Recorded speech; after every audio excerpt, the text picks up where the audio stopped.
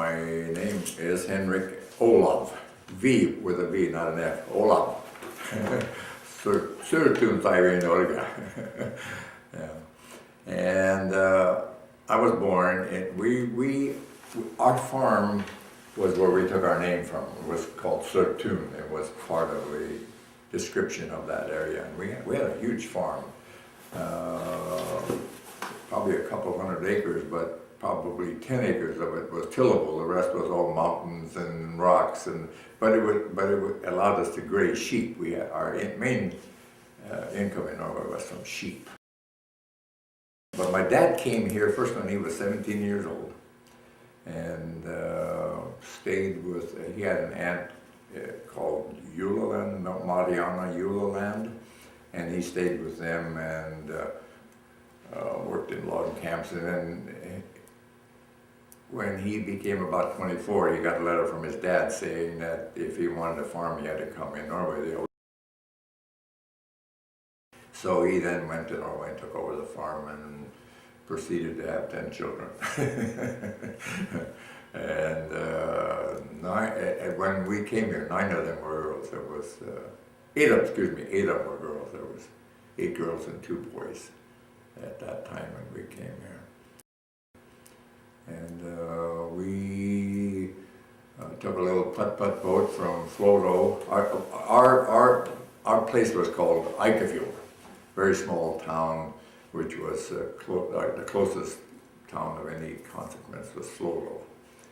And from our farm down to Eikefjord was about 7 miles, English miles. Norway was a hard country during those days. It was not the affluent country it is today. And he said he could see he just wasn't gaining anything. He was struggling to make ends meet. So he came to America again, strictly to make money to bring the family. We had a farm that was fairly self-sustaining. My mother was a working fool and she had a hired man. And so what he made when he was in America, he could save. And he was pretty frugal, so he worked about 4 years and had saved enough money to bring his family to America. And of course we left Bergen. There's kind of a cute story there too. We stayed overnight with an aunt in Bergen, and she took us all downtown and bought us hats. She said, "Can't go to America without hats." In our first picture, you could see the girls with their big hats on, and the boys had hats too. So we came across the Atlantic on a boat called the Stavangerfjord. And we went, my father some way found it was cheaper, we went to Halifax, Canada. We didn't have to go through Ellis Island because I guess he had proved that we had all our shots. And so we went to Halifax, Canada, and then we went by rail across Canada. And the first place we get to the United States was at Blaine, Washington. And that was on Friday the 13th of September. So, but I always changed my mind about Friday being an unlucky day, because it was a lucky day for us. And my father had already purchased a farm in advance, so we had a farm, 40-acre farm up on the East Hill of Kent that we moved into almost immediately when we came here. And thank God for that farm, because also that was when the Depression hit, so we had some tough years there, but we had that farm that we raised practically everything we needed, except for sugar and flour, white flour, my mother used to say. And we had 40 acres, and 5 of it was in raspberries. So that was a fairly, even during the Depression, that was a pretty good income. My dad used to take the berries and then sell them house to house in Seattle. And he made more money that way than he would have if he sold them to the cannery. So. Of course, I started school. We were about 2 weeks late. School had already started, and we had a teacher named Espesat, Marie Espesat. And she always talks about how in the world, she said, was her first year teaching, and here came 10 kids in there that couldn't speak one word of English. And let's see, after school, I went to a high school called Meridian High School and graduated there in 1942 with no specific honors or anything. I was really into athletics. I loved every in every season, I loved each athletic event, baseball, football, and basketball. I played all of them, and because it was a small school, I was also adequately good to be able to play it all. And then when I graduated, within 3 days after graduating from high school, I was on a fishing boat on my way to Alaska. I went in during spring break to talk to skippers and kind of get acquainted, and somewhere there had been a strike, and the strike got settled, and everybody, of course, was in a hurry to go to, and I got a call if I could be in Everett by 10 o'clock, I had a job. So I got to Everett by 10 o'clock, and I was on my way to Alaska, and I fished then for the first 10 years of my life. Mainly fished halibut. That is one of the reasons I still speak Norwegian fairly well, because during those years there was always Norwegian newcomers that was fishing with us, and they kept me so I could retain my language, and I helped them to speak English. So my dad's name was Martin Sortun. And your mother? And my mother was Oleana. She was from Ramsdal, which is in the same community kind of as we grew up in, although it's probably 5-6 miles apart. But and Ramsdal is right on top of the hill before you go down into Naustdal. If you come, that was the old road from Florø. You used to have to go through Ramsdal and go down. Now they built this new tunnel from Førde, and that tunnel, by the way, that road comes out of that tunnel, comes right across our farm on the hillside, so it didn't take away any of the tillable land. But and I have a son to a double cousin that has our farm in Norway yet, so it's still in the family. It was a kind of a little river valley. It was a very small river or a big creek that went around one side and a huge mountain on the other side. And that's kind of another memory I have on Jonsagaaften, which is Midsummer's Day. Before that, there was an old goat barn up there with a cement floor kind of in it, and they used to have and all the people in the whole neighborhood gathered wood, and then we had this huge bonfire, and they would have a kind of a picnic up there and last all night, and half of them got drunk. But that's where all the people in that neighborhood gathered, was up on that goat barn up on our hill, really. So my memory of Norway is not too good. I remember we had a lot of snow, always had a lot of snow, and we had so much snow that you never let the critters out of the barn. So you had them in the barn all winter, the sheep and the cows. We had enough cows for our own use. We didn't really sell milk. So we used to have to heat water and take down to the cows, and I remember we had a huge cauldron. I don't know what it was made of, cast iron kind of cauldron, and we built a fire under it to heat the water up, and then we had those straps you put on your shoulders that would carry 2 buckets of water down to the critters. And it was almost like going in a tunnel. There was so much snow that when you shoveled it up on each side, so the snow was really almost over my head. And I kind of remember that. I don't have too many memories of Norway, like I say, but I remember the trip like it was yesterday, really. It was an adventure to me, the whole trip. It was. Anyway, the girls were all sad and crying, and I was happy as a lark. Yeah.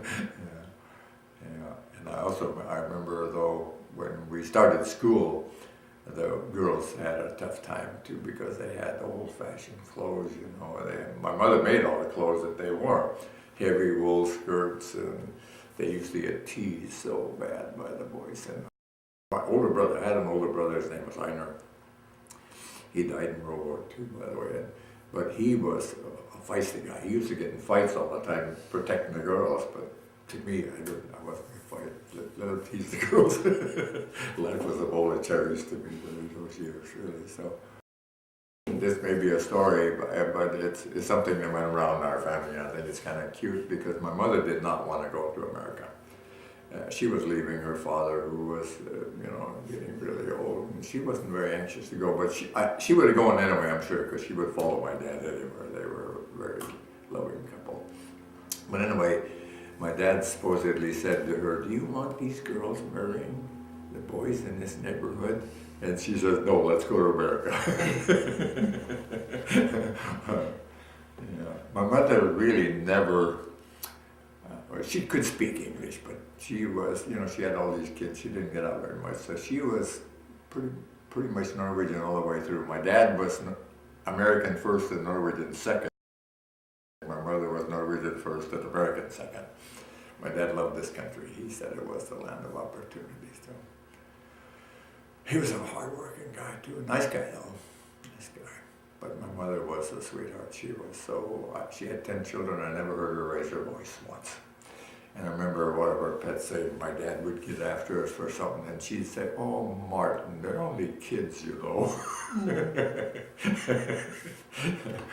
Yeah, she was a sweetheart. I don't know if do you have the names of all the girls?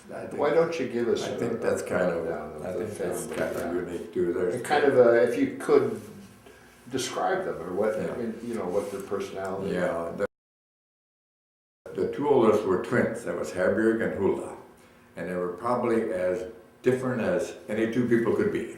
Herbjörg very interested in life and outgoing and studied, and Hulda was just meek and mild and. But she married also when she came here and had 2 children. That's all. She had 2 boys. And Herbjörg, of course, married Einar Peterson and had that family. And she was always involved in fishing and in the whole community in Ballard, really. So, anyways, Herbjörg and Hulda. And then the next one was Magnhild.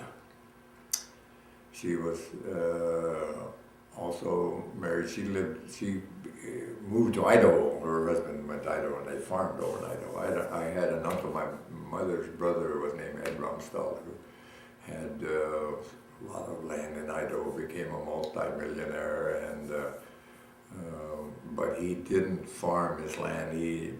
So some of my sisters and their families would go over there and farm the land for him on a share basis. So his name was Ed Rumstall. He became a he left an estate of 35 million. He came to this country with about $5 in his pocket.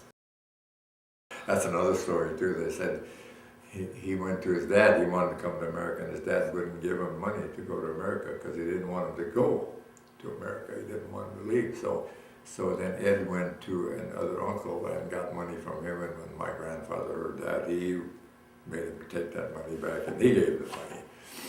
So he came to Idaho, and he had 2, I think they were uncles, I'm not sure, that owned farms over there. And he worked with them. They were much older. When they died, one of them left his farm to Ed, and the other one left his money to Ed. So he had a good start there. And during the Depression, he never got married, and so he had money, and I think he was generous enough, but if people were losing their farm, he would buy it from them rather than they lost it for taxes. So he accumulated a lot of land. The next one was Clara. Clara's still alive. She's 95. She's her and I are the only 2 living that came from Norway. She lives in the Norsholm in Ballard. She's 95 years old. She just had her birthday. And the next one was named Tordis. She also married a fisherman named Lindvåg, Vernon Lindvåg, and she died of Lou Gehrig's disease, which is a horrible illness. And the next one was Kjellaug. And Kjellaug stayed around Kent. She married a guy named Ralph Posey and had a boy and a girl, 2 very nice kids that I still have great relationships with. And there was Aslaug. She also, her and her husband ran a farm for Ed in Idaho. And there was Aslaug, and there's Einar, my brother Einar, and he got killed in World War II. He was in the Navy. And he was on a oil tanker that got bombed, and he died there. So in the Pacific. Yeah. And then it was me, and then there was my other sister named Solveig. She was the one that her and I went all the way through school together.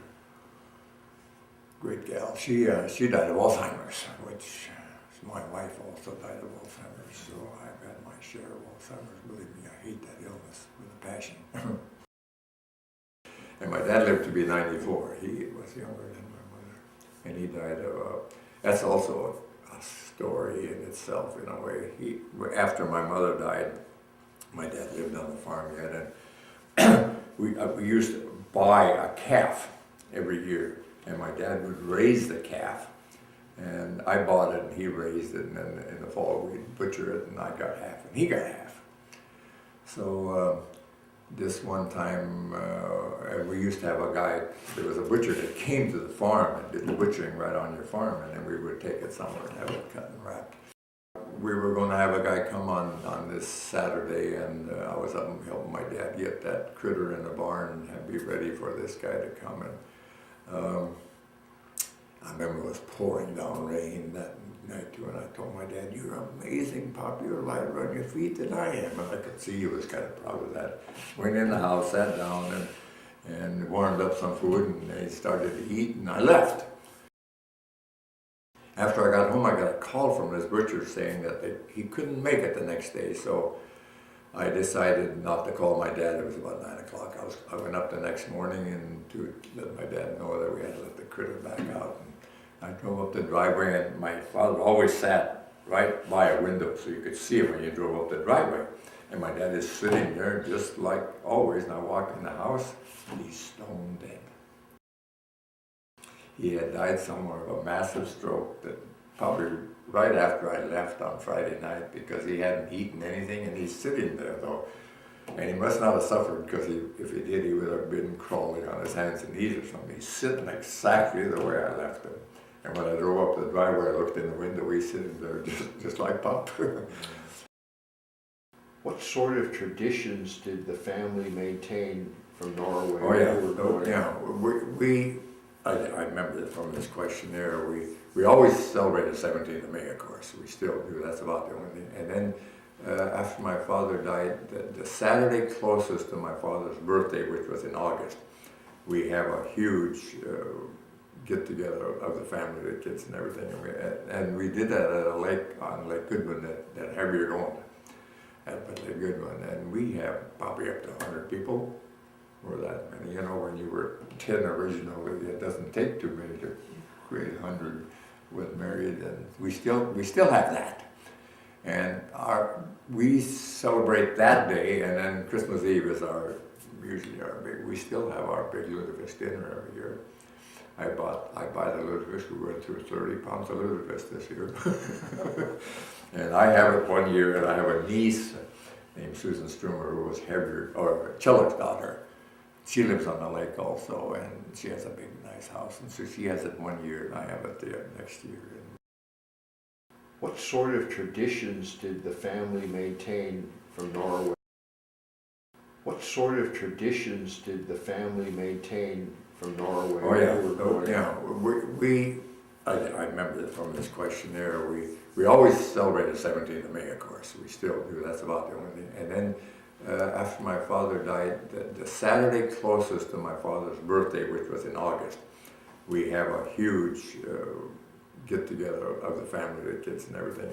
And we did that at a lake on Lake Goodwin that Heavier going at Lake Goodwin. And we have probably up to 100 people, or that many. You know, when you were 10 originally, it doesn't take too many to create 100 with married, and we still have that. And we celebrate that day, and then Christmas Eve is usually our big. We still have our big lutefisk dinner every year. I buy the lutefisk. We went through 30 pounds of lutefisk this year, and I have it one year, and I have a niece named Susan Strumer, who was Chiller's daughter. She lives on the lake also, and she has a big, nice house. And so she has it one year, and I have it the next year. We have a full sit-down dinner of probably up to 90 people on Christmas Eve. So Christmas Eve and 17th of May is and then my father's birthday. We still have this reunion at Lake Goodwin every year, so we have a great turnout there too. Did you all maintain your Norwegian language? I think, yeah.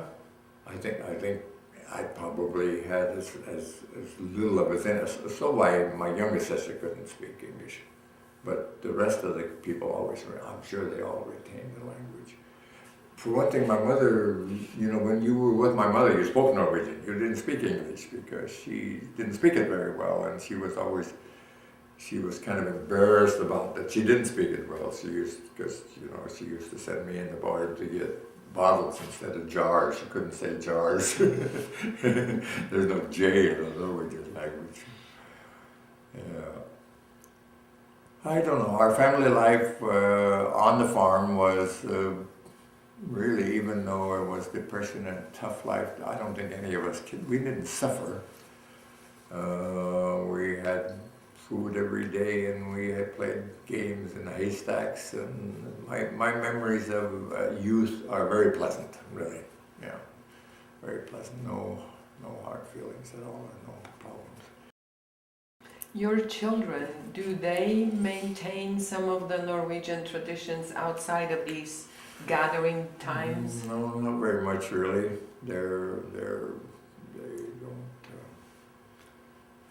They always attend our Christmas. We have Christmas Eve, like I say, and then Christmas Day. I have one daughter. I have 5 boys and 1 girl, and she's the one that gets stuck. We have Christmas Day every day. She lives down in Cordis. She never moved out there. She was born up there when I was up there. So there really isn't much. I kind of am in some ways disappointed that they don't take too much interest in the old days, you know, really, so. Actually, I was going to think of another thing. When we first came here, you talked about, they had 17th of May, of course, and also there was most of the area where I came from, where I settled rather, where we settled was in Kent, was on East Hill. The church there had nothing but Norwegian services on Sunday because there was that many Norwegians there. And that went on for 4 or 5 years, and then it became every other Sunday that it was English and Norwegian. We came from Eikefjord, but I think Navsdal was sort of the key area around there. So they had these Navsdal picnics every year. Usually at, what was the name of, on Lake Sammamish, Vasa Park. Every year they would have a Navsdal picnic, and there were a lot of people there. So, and usually it was at Vasa Park, but sometimes it would be at somebody's house too, but usually it was at Vasa Park. So there was a Norwegian community around here in this area? Yeah, oh yeah, on East Hill Camp where we lived, like I say, there was solid Norwegian immigrants there. So the Uleland family, the Espesets, and Mo, and Tim Swan. I don't know if you remember Tim Swan. It's a Norwegian name too. There was Hansons, Ellingsons. Farmers, all of them? Pardon? All farmers? All farmers, or had farms. Almost everything was divided into 40-acre farms during that time. And they weren't all, a lot of them worked in, my father was a logger by trade.